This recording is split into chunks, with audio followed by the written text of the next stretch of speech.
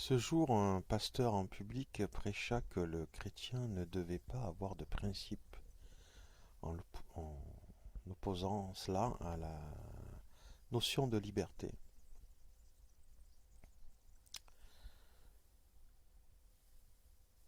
Je vous rappellerai pas ce qui s'est passé le 6 janvier 2021 au Capitole, après le discours de Trump, qui s'était autoproclamé lui-même élu de Dieu, avec le soutien des pasteurs, avec des pasteurs qui avaient prophétisé qu'il serait réélu.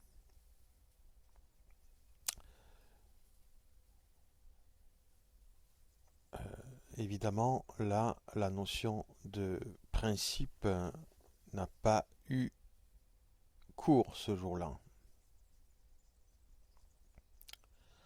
Qui pourra nier aussi que les propos de nombreux chrétiens, même sur les réseaux, souhaitant publiquement ou laissant entendre que malgré que la défaite de Trump avait été officialisée, euh, laisser entendre qu'il serait peut-être possible éventuellement d'utiliser la force pour le remettre au pouvoir.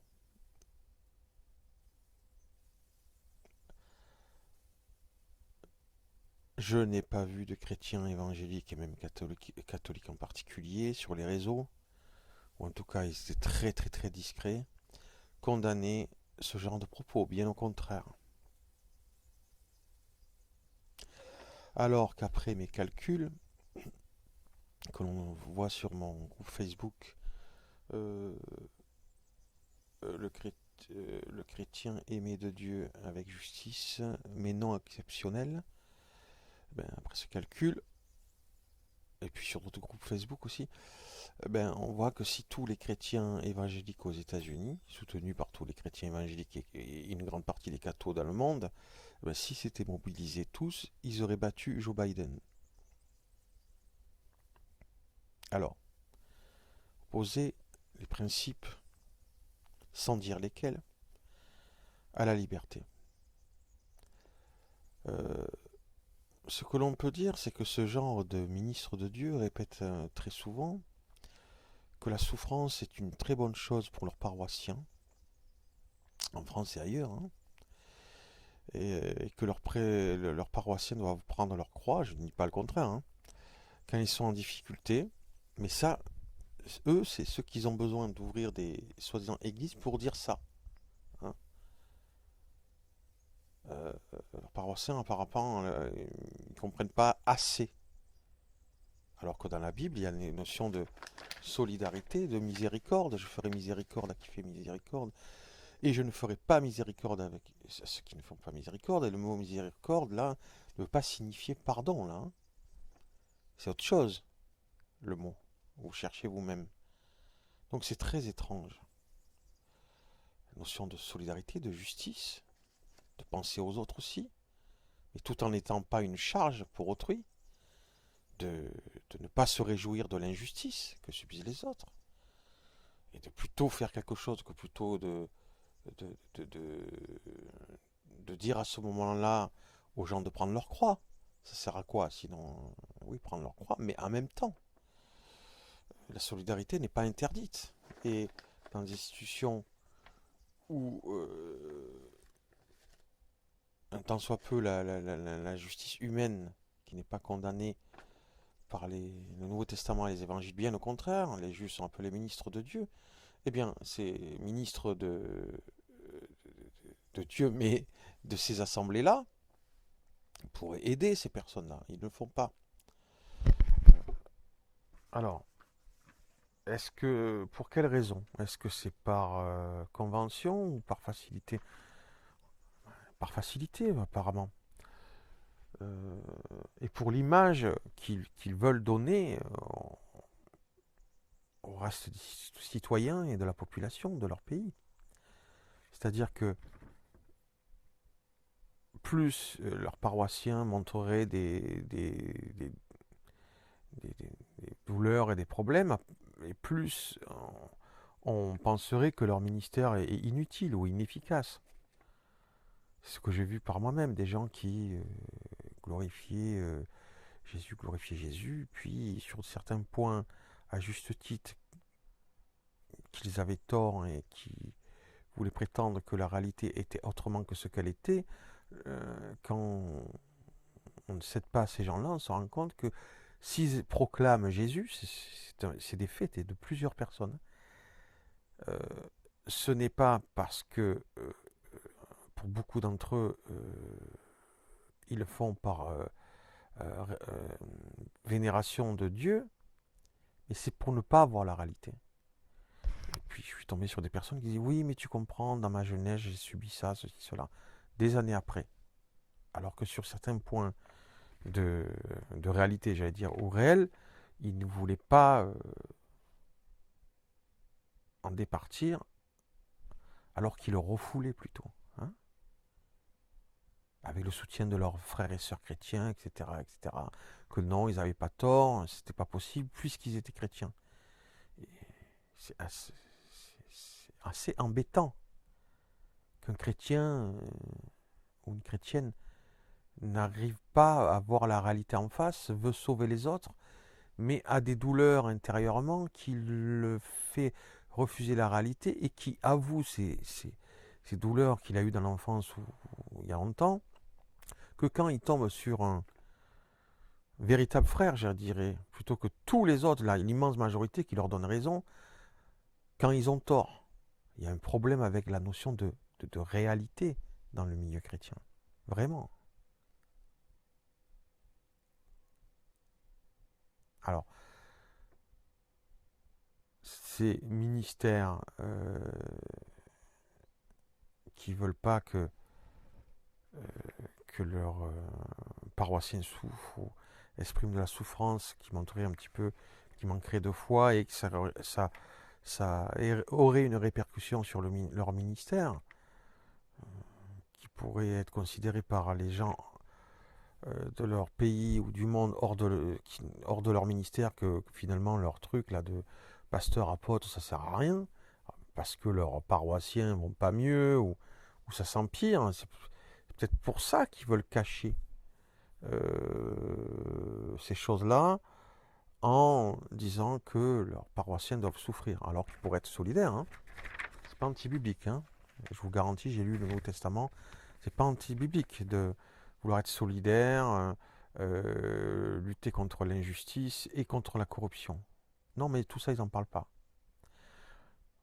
Les souffrances, l'injustice ou la corruption que pourraient subir leurs paroissiens. Non, non, non. Il faut que leurs paroissiens, face à ces choses, prennent leur croix tranquillement. Pour pas que ça entache leur ministère et qu'ils soient considérés comme disqualifiants de donner chaque dimanche des offrandes pour leurs petits soins, à ces ministères, hein, ou des dîmes, même parfois des dîmes. La dîme, c'est clairement ça. C'est clairement ça. Pourquoi ils ne parlent pas alors donc de cette notion de solidarité qu'ils pourraient eux-mêmes avoir envers leurs paroissiens, de justice, qu'eux-mêmes pourraient participer à la justice en général dans leur prédication, et aussi à ce qu'il soit fait justice à certains de leurs paroissiens quand une injustice a été pratiquée, au lieu de dire prends ta croix, il va prendre sa croix. Mais eux, quand ils ne s'engagent pas, ces ministres, je ne parle pas des paroissiens, apôtres, pasteurs, là, pour la justice, la solidarité entre leurs paroissiens au moins, et la lutte contre la corruption, est-ce que eux ils prennent leur croix tout en recevant les offrandes de ces pauvres gens là et parfois la dîme, parce que là ils ont certains d'entre eux le principe de la dîme. Là ils en ont un là de principe pour beaucoup d'entre eux. Alors je répète, est-ce qu'ils prennent leur croix, ces ministres, quand ils laissent de côté des notions qui sont totalement bibliques de justice, de lutter contre l'injustice, de corruption, de lutter contre la corruption et de solidarité? Je n'ai pas dit que je rejetais la notion de croix, de prendre sa croix. Mais sert à quoi un ministre qui prétend avoir un appel de Dieu supérieur aux autres chrétiens, si c'est pour être plus nul que leurs paroissiens, à part que de recevoir chaque dimanche de l'argent. Parce qu'effectivement, ils sont plus nuls que leurs paroissiens. Et apparemment, ils veulent rester dans leur nullité. Puisqu'ils ne parlent pas de ces notions de lutte contre la corruption, de justice et de solidarité. On ne parle pas de fainéantise, là. Solidarité, pourquoi ils ont tendance, d'ailleurs, j'ai remarqué, de mélanger solidarité avec paresse. On ne parle pas de paresse, là. Solidarité dans certains cas. Hein,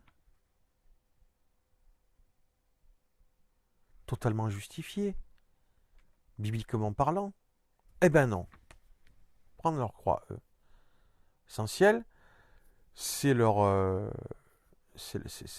matière à vivre, hein, les paroissiens qui y a dans leur assemblée, surtout qui ne se plaignent pas, qui sachent que mon appel est de Dieu, même si je ne parle pas de corruption, de justice, de solidarité, et que je ne me bats pas moi-même, et que je n'utilise pas les moyens que me donnent mes paroissiens pour m'engager dans ces choses, justice, lutte contre la corruption, solidarité, en tout cas au moins solidarité, par rapport à la justice, ou la lutte contre la corruption, au moins solidarité par rapport à ça. Hein, à quoi ils servent à quoi? Ces notions-là sont dans la Bible. Hein, alors, euh,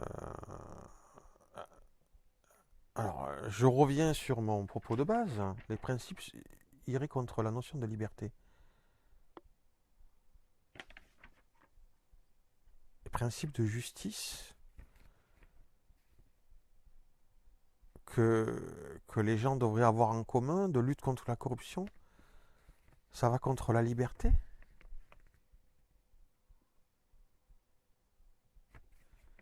Mais de quoi ils parlent?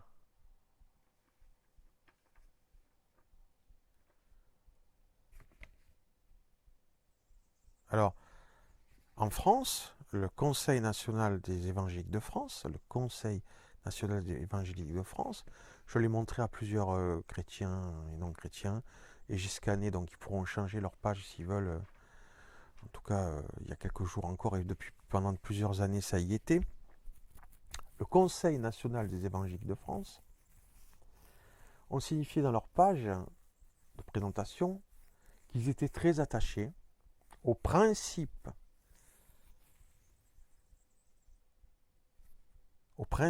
de liberté d'expression, de croyance, hein, à peu près, vous vérifiez, moi j'ai scanné, mais ils me dégoûtent tellement de ces gens-là que surtout après le 6 janvier 2021, et puis sur ce que j'ai vu sur les réseaux pendant cette élection présidentielle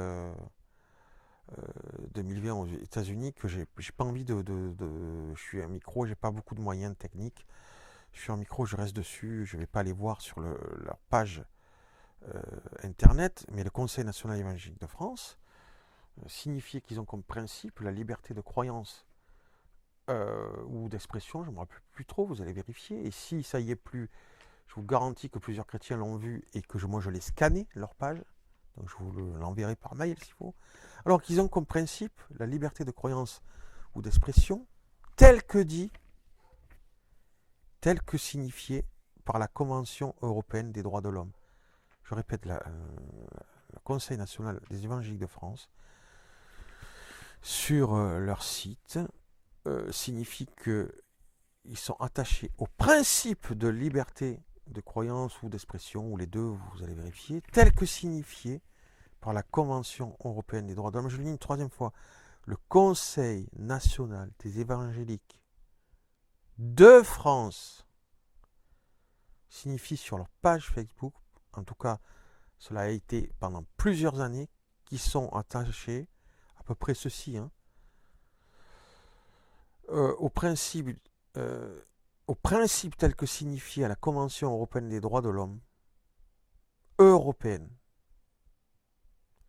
Conseil national des évangéliques de France, qui sont attachés au principes de liberté d'expression ou de croyance tels que signifiés à la Convention européenne des droits de l'homme.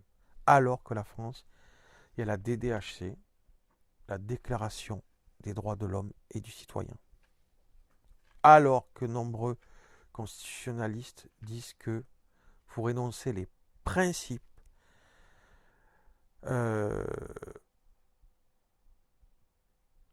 la Convention européenne des droits de l'homme, mais surtout la Déclaration des droits de l'homme de 1948, n'est pas valable ou pas mauvaise parce qu'il faut que les principes soient signifiés de manière concise et précise et ne s'étalent pas sur leur mise en application, enfin pas sur leur mise en application, sur les diverses lois que ces principes pourraient amener à mettre en œuvre. Et effectivement, la déclaration des droits de l'homme de 1948 est tellement longue et tellement que elle pourrait être amenée à trop interprétation et donc ne peut pas être considérée comme étant des principes fondamentaux des droits et libertés fondamentales. Voilà. Donc, en France, on a la Déclaration des droits de l'homme et du citoyen de 1789. Et ce que je dis avant, c'est même des constitutionnalistes et même américains qui le disent, hein, que celle de 48 est bon. Voilà. La Déclaration des droits de l'homme de 48, elle n'est pas au niveau de celle de 1789, évidemment, qui pourrait être retravaillée sur certains points, évidemment, avec les Américains, par exemple, pourquoi pas. Mais par rapport à la DDHC, elle est nulle. Bien. Donc voilà. Malgré ce qu'on a vu le 6 janvier 2021, encouragé par cette notion ambiguë d'être chrétien, vraiment, personne ne peut le nier, qui avait partout dans le monde, en tout cas aux États-Unis, qui a fait appeler à la violence, à la force, même après que les grands électeurs, c'est ça le plus important, avaient signifié et confirmé l'élection de Joe Biden, des chrétiens, sur les réseaux, et personne, en tout cas, des chrétiens ont dit ça, ont insinué qu'ils souhaitaient ou que ça ne les dérangerait pas d'utiliser la force pour renverser les choses. Mais en tout cas, tous les autres, la totalité, et s'il y en a un ou deux qui ont été très discrets pour dire le contraire, n'ont pas voulu le dire assez fort pour qu'on puisse dire la totalité des chrétiens, si ce n'est on souhaitait d'utiliser la force ou encourager ça, la totalité n'ont pas contredit ça. Ils ne sont pas élevés contre cet état d'esprit. Hein? Donc ça c'était avant le 6 janvier, après arrive le 6 janvier, et maintenant encore aujourd'hui, le 28 février 2021, les pseudo-pasteurs prétendent que les principes s'opposent même les principes de liberté. Hein. En France, je ne sais pas, aux États-Unis aussi, mais en France, en tout cas, des DHC, ce sont des principes de liberté. On les pense comme ça. Bon, ben, il y en a sur les réseaux, en français en tout cas, qui prêchent que les principes s'opposent à la liberté. Malgré que des chrétiens, beaucoup, et en étant soutenus ou pas contredits par les autres, ont fait ce qu'ils ont fait le 6 janvier 2021, et avançant en appelant à la violence ou à l'armée, à la force. Le Capitole, c'était les institutions. Appeler à la force, c'est par rapport aux élections. Et en sachant que ces gens-là, après calcul, si c'était tous mobilisés aux États-Unis pour aller voter, il n'y avait pas besoin d'appeler à la force et de faire ce qui a été fait au Capitole sans le condamner. C'est trop tard, c'est pas besoin de le condamner maintenant. En tout cas, ça va pas vite hein, chez vous, hein, pour le condamner en grande majorité. Même vous le feriez maintenant, est-ce que ce serait pas par orgueil, après mon propos? En tout cas, ceux qui m'entendent. Ben si, ce serait par orgueil. Parce que sinon, de vous-même, vous ne le faites pas. En tout cas, vous ne l'aurez pas fait. En tout cas, le peu d'entre vous qui le font, enfin, il y a beaucoup d'hypocrisie chez vous alors. Hein. Il faut un bon moment pour que l'immense majorité des chrétiens, en cœur, disent oui, effectivement, en conscience, on a réfléchi, c'était condamnable. C'est trop tard, on est le 28 février, vous ne l'avez pas fait. Quelque part, vous le justifiez, tout cela. Voilà, le 28 février, le principe s'opposerait à la notion de liberté, même dans nos pays, qu'on appelle ces principes-là, principes de liberté. Hein. Voilà. Puis, le Conseil national des évangéliques de France, qui font sécession quelque part. Euh, alors que c'est vrai que beaucoup, même de ceux qui sont membres de la Conseil national évangélique de France, eux aussi, ils sont un peu confus. Ils disent que les principes iraient contre, contre la liberté, mais c'est n'importe quoi. Je ne sais pas d'où ils sortent ça. Est-ce qu'ils sont illuminés autant que les pasteurs maintenant? L'autre fois, on a vu qui se battent à coups de parler en langue. Il y a deux pasteurs qui parlent en langue. L'autre fait parler en langue encore plus fort. Ils se disputent en fait. En parlant en langue. Est-ce que certains croient avoir une notion? Ils sont devenus fous quoi. Euh, Tellement mégalomaniaques qu'ils ont un don de Dieu ou appelé de Dieu. J'en connais plein de chrétiens qui me l'ont dit parfois même très tranquillement. Que c'est normal que Dieu les traitait avec faveur mieux que d'autres chrétiens, même si ces chrétiens souffraient, parce que qu'ils étaient plus utiles pour le christianisme que le chrétien. Et en disant ça, hein, et en voyant des chrétiens être injustement traités, ces gens-là disaient. Hein. Je suis tombé sur des chrétiens comme ça. Mais à quoi vous servez comme ces ministères que je dis tout à l'heure? À quoi vous servez? Pour des choses énormes. Mais c'est pas, je dis pas que vous servez à rien. Je veux que vous m'expliquiez. Chrétiens ou des chrétiens qui prétendent euh, qui sont peut-être plus utiles que les autres. C'est pour ça que Dieu ne leur amène pas des épreuves. Et que des chrétiens qui sont certains clairement injustement traités, ben, c'est que Dieu le permet. C'est quoi votre morale ou votre spiritualité? Elle est vraiment étrange. Il faudra que vous m'expliquiez là. À quoi vous servez? Parce que là, je ne vois pas. Euh, donc voilà.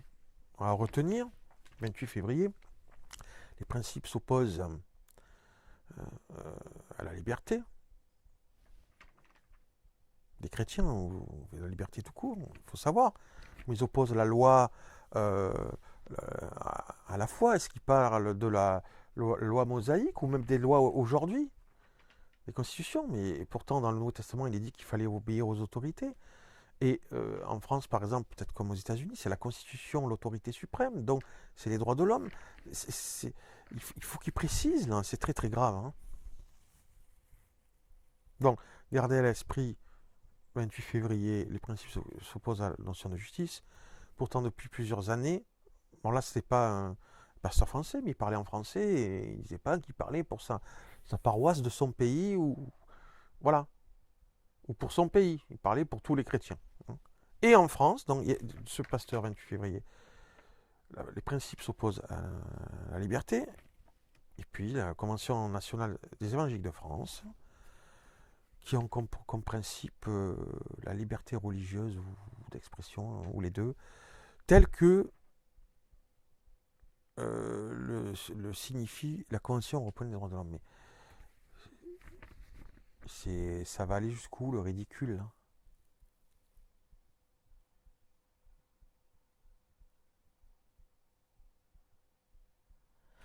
Alors, une chose ou l'autre, ou c'est moi qui suis fou, ou si vous, d'ailleurs, vous voyez, j'ose le dire, hein. Vous voyez, j'ai pas peur. Ou c'est moi qui suis fou, ou vous êtes des belles hypocrites. Hein. Et même, puisque ça fait plusieurs mois que j'ai parlé, ça, de la convention, du Conseil national évangélique de France, qui avait comme principe dans leur présentation, donc leur statut quelque part, de liberté de croyance ou d'expression, ou de conscience, telle que signifiée par la Convention européenne des droits de l'homme, Euh, voilà, vous êtes, ou c'est moi qui suis fou, ou c'est vous, ou je sais pas, ou vous êtes des sacrés hypocrites et des gros pervers. Euh,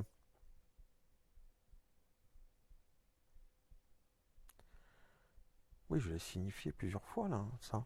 Hein, avant ce 8 février. Étrange.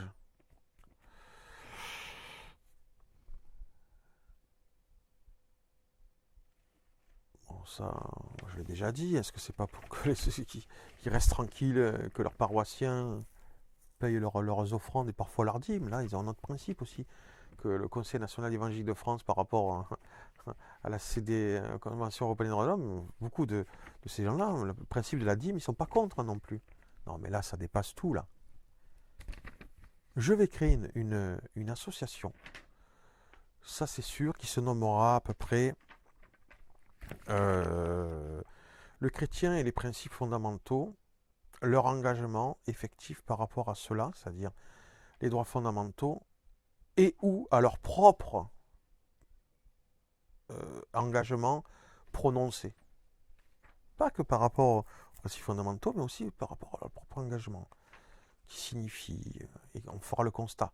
Là, déjà, on voit aux élections, malgré les apôtres et les prophètes qui ont fait des prophéties que Trump allait gagner, il n'a pas gagné. Bon. Et puis, après, malgré ça, on la ramène quand même le 6 janvier. Avant ça, on appelle à la force, malgré que les prophéties soient fausses. Vous prenez. Franchement, on a vraiment l'impression que pour votre cerveau, ceux qui ont le plus besoin de principes, c'est bien vous. Plus que qui que ce soit.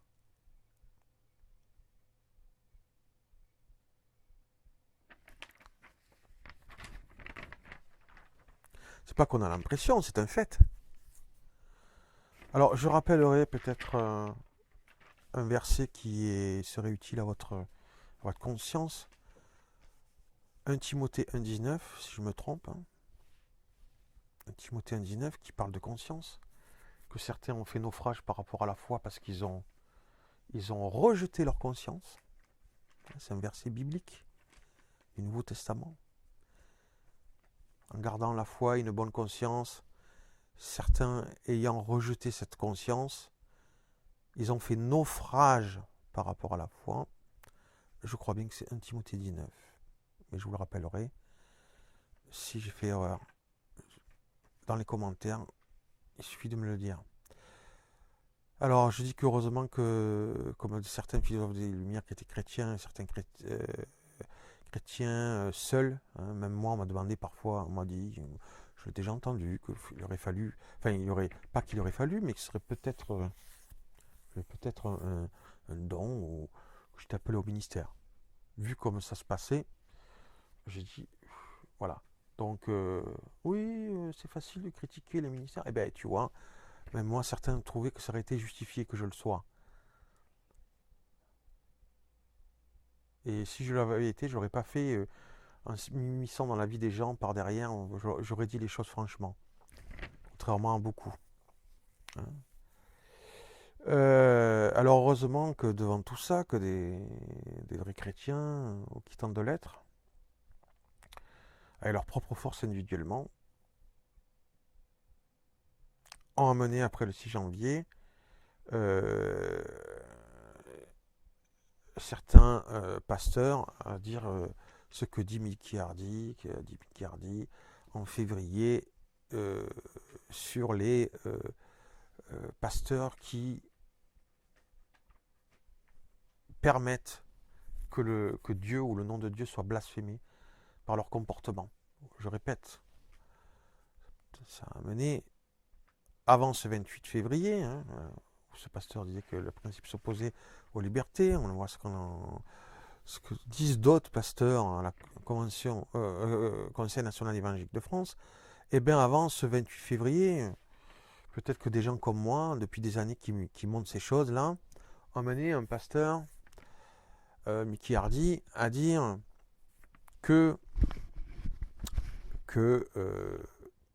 certains ministères ou pasteurs permettaient que Dieu ou le nom de Dieu soit blasphémé.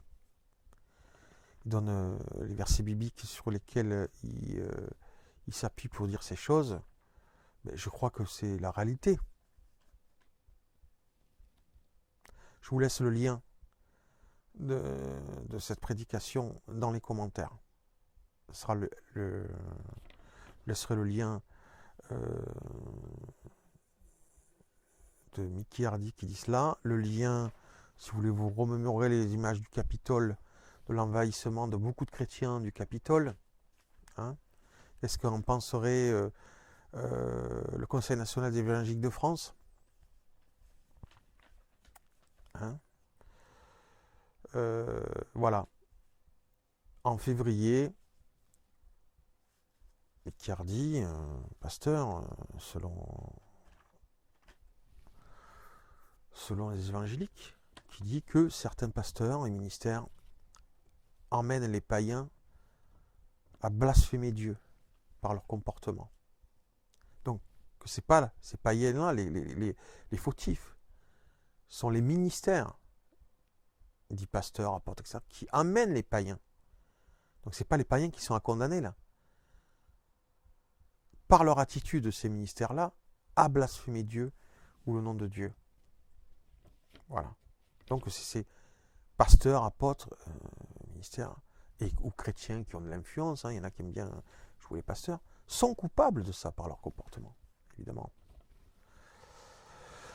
Alors, après avoir vu tout cela, je vais finir par dire que oui, que le pasteur qui au départ, là, ce jour, le 28 février, était opposé au principe, qui opposait les principes à la liberté, que même sa liberté qu'il veut pour lui-même, et j'ai mis ses sbires, mais bon, et ces personnes comme lui, il doit la vouloir pour les autres, cette liberté. Hein, de manière équitable. Hein,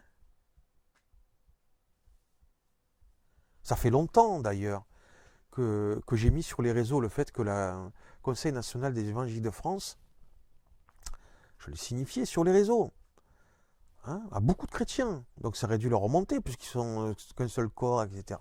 Chrétiens, à ce pasteur qui a prêché ça aujourd'hui. Ça fait depuis nombreux mois que le Conseil national des évangéliques de France était attaché à certains principes tels que la Convention européenne des droits de l'homme. Donc ce 28 février, plusieurs mois après, ils disent que les principes s'opposent à la liberté. Déjà, il n'est pas clair. En tout cas, lui et les siens, c'est-à-dire les évangéliques, pas clair du tout.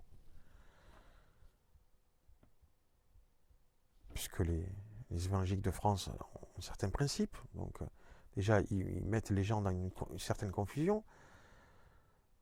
Et puis, après ce qui s'est passé, on est en février, c'était le 6 janvier. De dire une chose pareille, c'est quand même... Vous êtes inconscient. Vous êtes appelé à être conscient, comme il est dit dans 1 Timothée 1,19. Je vais juste vérifier pour voir. C'est ça, parce que c'est important. Timothée 1,19, ce sera vite fait. Vous êtes appelé... Vous n'êtes pas appelé à être inconscient. Timothée 1,19. Je suis là. En gardant la foi et une bonne conscience, cette conscience, quelques-uns l'ont abandonnée ou rejetée et ont fait naufrage en ce qui concerne la foi. C'est bien ça. Mais ça aussi, avant le 6 janvier, depuis plusieurs mois, je le signifie, ça, 1 Timothée 1,19, à beaucoup de chrétiens et chrétiennes. Hein? Vous êtes des hypocrites immondes, en fait. Je dis pas ça méchamment. Hein? Parce que... Je le dis parce qu'il faut le dire, malheureusement, je le regrette. Alors en plus, le verset biblique qui dit ce que vous voulez que les autres fassent pour vous, faites-le aussi pour les autres. À peu près ceci, le verset. On ne peut pas faire semblant de ne pas comprendre. Ce n'est pas mot pour mot ce que je viens de dire. Vous voyez très bien le verset dont je veux parler. Ce que vous voulez que les autres fassent pour vous, faites-le aussi pour eux.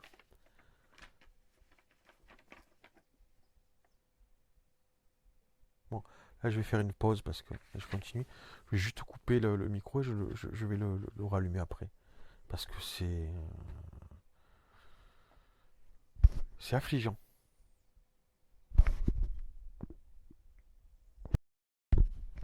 Donc, premièrement, ces gens-là, je reprends là. Euh, Premièrement, ces gens-là, leur propre église, certaines notions comme lutter contre la corruption, notion de justice et de solidarité, pas dans la paresse évidemment, mais au moins dans cette notion en communion de justice. De faire en sorte que la société, ou en tout cas dans l'église et dans la société, on soit plutôt exemplaire dans la notion d'être juste, et de plus en plus. Ça, c'est biblique aussi. Clairement, ça ne s'oppose pas à la notion de liberté. Les ordres de justice, etc., etc. Je ne vais pas citer les versets. Bon, c'est affligeant. Vous réécoutez tout ce que je viens de dire. Si vous ne comprenez pas pourquoi à tel point que c'est affligeant, vous notez sur un papier les points. Le Capitole, l'appel à la violence, malgré que l'élection était votée par les grands électeurs, le soutien de tous les chrétiens du monde évangélique catholique, et la non-réprobation des chrétiens quand ils appelaient à la violence ou à la force. Enfin, je pense que je dis d'autres choses, vous notez, vous écoutez, c'est votre responsabilité. C'est affligeant, mais surtout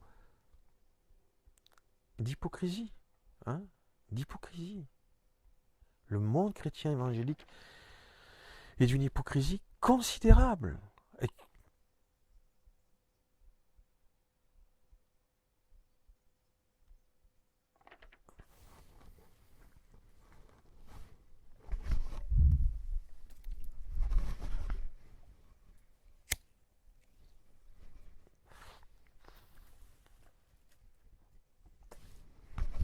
hein, il y a eu même des fausses prophéties. Il y a eu même des fausses prophéties sur l'élection de Trump. Bon, que dire de plus devant tous ces faits? Ben, je pense que plus que quiconque, ils ont besoin qu'on les remette en question et que leur conscience est partie très très loin, qu'ils l'ont rejeté très très loin, et que peut-être que les principes pourraient les ramener au mieux, mais je ne sais pas dans quel état. Euh, Leur ramener leur conscience, parce qu'ils en ont plus. Vous en avez plus. Hein? Vous êtes disqualifiés en étant des très mauvais juges spirituels.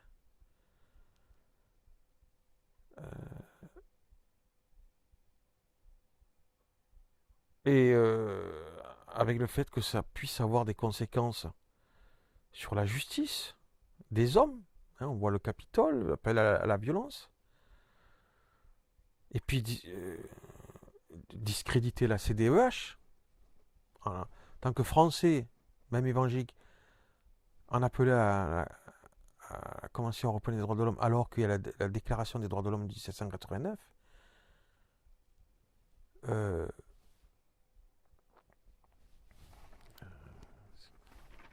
c'est fort de café. Tout en appelant vos ouailles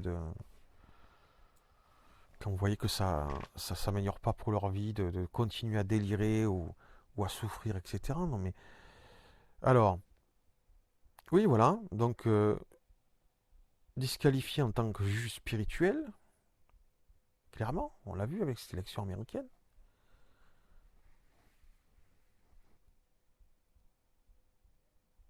Cette place de juge spirituel que donc vous n'auriez pas dû prendre, ça aurait pu même avoir des conséquences sur la justice humaine que Dieu ne réprouve pas.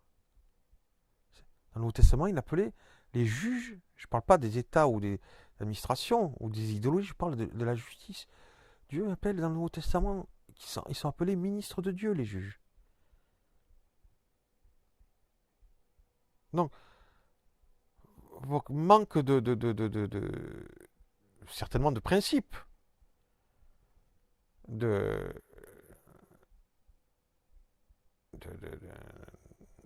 d'engagement peut-être personnel, vous avez fait être de très mauvais juges spirituels, des très mauvais juges spirituels qui auraient pu avoir une conséquence sur les juges et la justice de certains pays, de certains pays.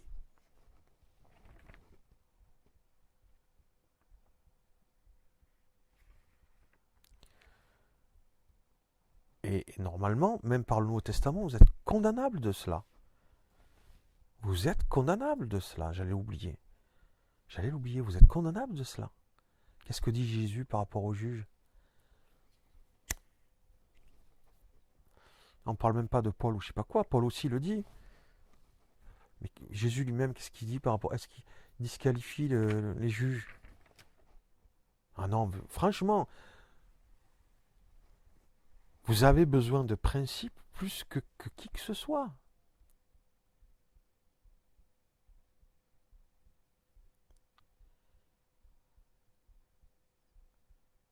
Hein?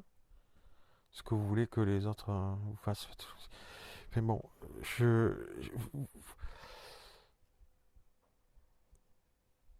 alors, j'allais dire, vous êtes... Ouais, ce n'est pas parce que vous êtes spirituel que vous êtes incompréhensible, c'est parce que vous êtes mauvais, comme dit ce pasteur en ce février 2021, que des pasteurs permettent aux païens de blasphémer Dieu et le nom de Dieu. Maintenant, ça commence à se savoir. Hein?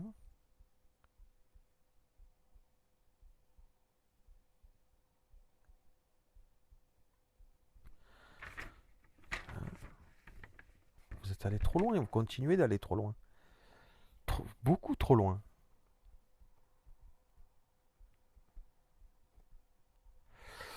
Alors, je vais tout finir, c'est la volée. Hein.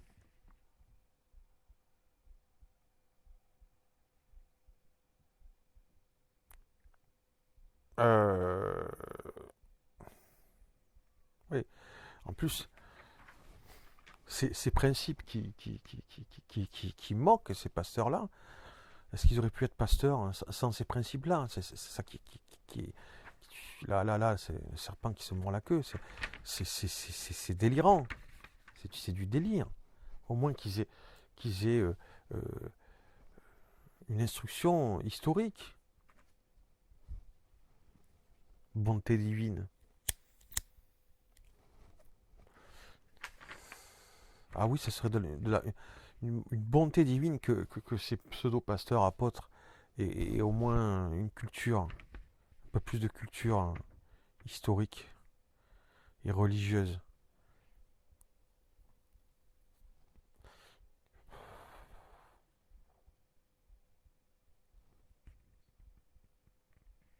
Bon, tout ça, je crois que j'ai fini, j'ai dit tout ce que j'avais à dire. Je regarde si ce que j'ai écrit. Oui, c'est un véritable massacre et mascarade spirituelle et une perversion éthique. Ce que l'on voit des pasteurs évangéliques aux États-Unis principalement et même en France. Au nom de Dieu, ouais, je dis arrêtez euh, le massacre et cette mascarade spirituelle et cette perversion éthique. Alors, en plus, ces gens-là, quand on leur dit la vérité, vous savez ce que c'est ils sont ministres, ils sont publics. Ils ne parlent pas qu'à Denis Coste. Ils ne parlent pas qu'à moi. Ah, là, ils essayent de vous trouver des petits à s'immiscer dans votre vie, etc. Mais qu'est-ce que c'est ces espions maintenant là sur Internet, ouais. Mais qu'est-ce que mais c'est quoi? Je suis Dieu alors pour vous? Ben,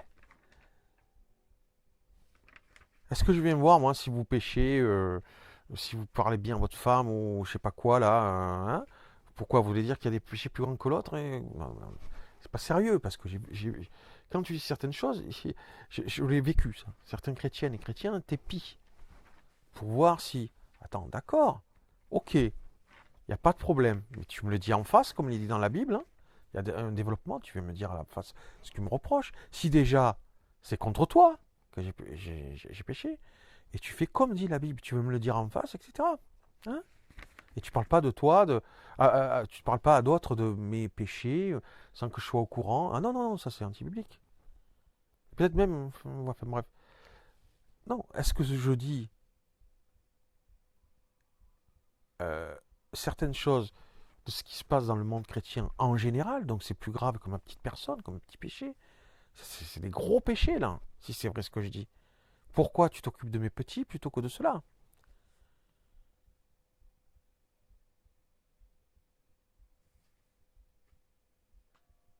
Ben, la seule raison, c'est qu'il n'y a que deux réponses. Ou tu es hypocrite, ou tu es fou. En quoi le fait que je ferai des péchés, les péchés que je montrerai, je rappelle ce que dit ce pasteur et ce que dit dans le Nouveau Testament par rapport aux Juifs en fait, et il le transcrit aujourd'hui pour les pasteurs. Il a tout à fait raison. Dans ce verset biblique, on signifie que euh, le comportement des Juifs ou des pharisiens permet aux païens de blasphémer Dieu.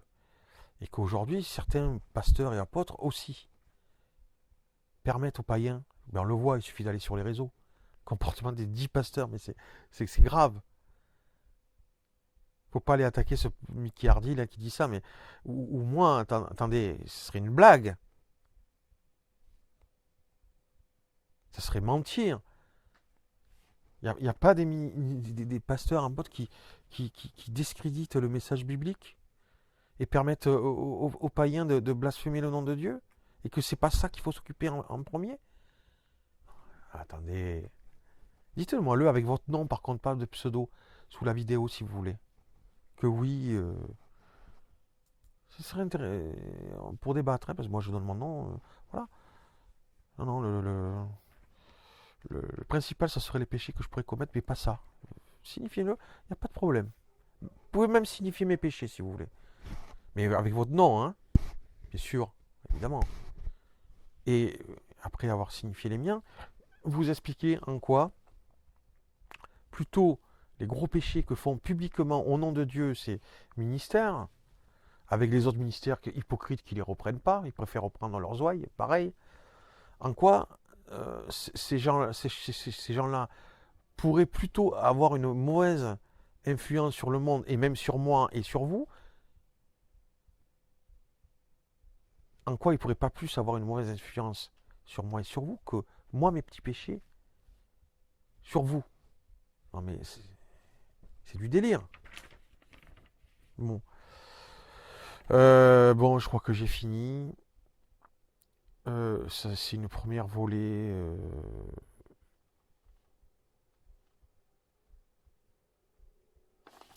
Voilà. Je crois que ça fait beaucoup là.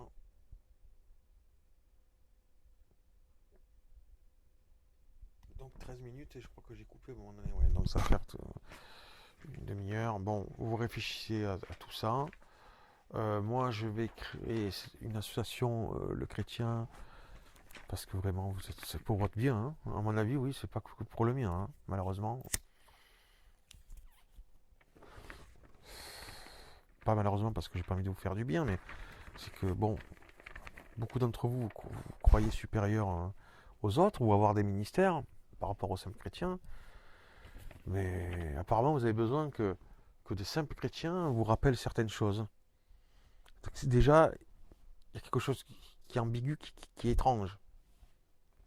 Mais bon, on va le faire. Donc, une association qui s'appellera Le chrétien et les principes fondamentaux et leur engagement effectif par rapport à cela, c'est-à-dire aux principes fondamentaux, et ou à leurs propres propos. Engagement envers leurs propres propos. Voilà. Bon, bonne méditation, je vous laisse réfléchir sur tout ça.